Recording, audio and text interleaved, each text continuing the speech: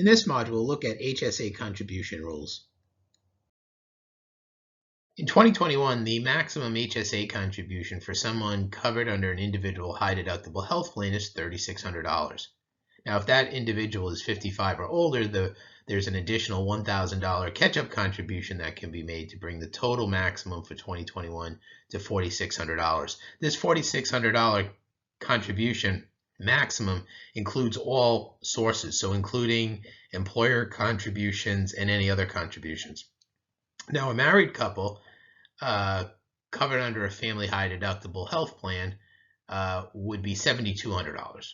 Okay, $7,200 with catch-up contributions of $1,000 each if they're both 55 or older, for a maximum contribution of $9,200.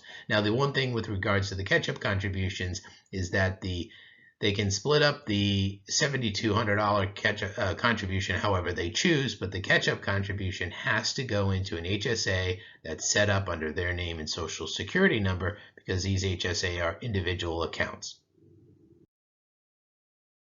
So now that we know the contribution limits, what are the sources? Contributions really can come from anywhere, from the employer, from the individual themselves, from family members. Any contributions made into the HSA in that individual's account accrues to the tax benefit of that individual. Now, employer contributions are tax-free for both the employer and the employee. In addition, employee contributions made from payroll deduction pre-tax through a 125 cafeteria plan also avoid payroll tax.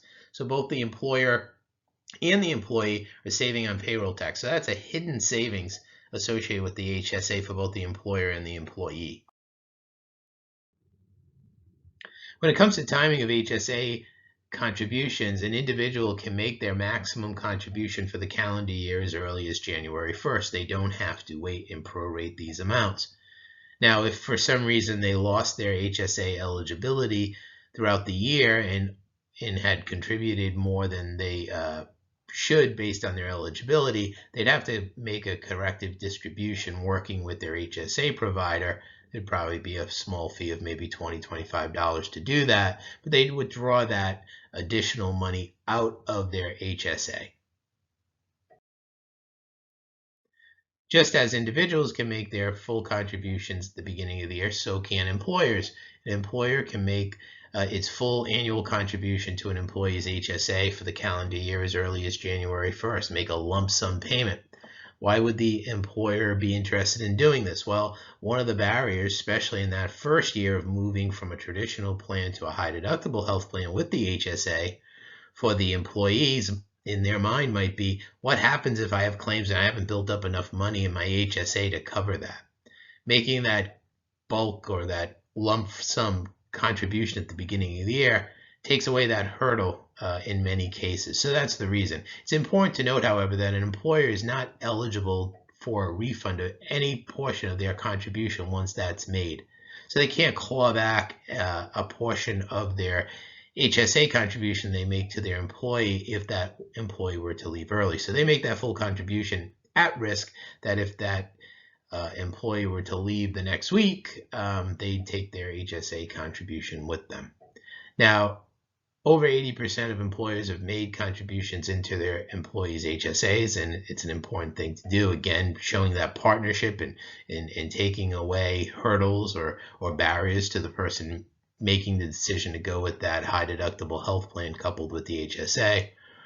38.5%, according to the Plan Sponsor Council of America study, front-loaded their HSA contributions. So there is a good percentage of employers who look at it just this way, that, listen, want to take away every barrier to someone not choosing that high deductible health plan. One last item with regards to the timing of HSA contributions. HSA contributions, as I said, can be made right off the bat, January 1st, right through the April 15th or whatever the tax filing deadline is for that year.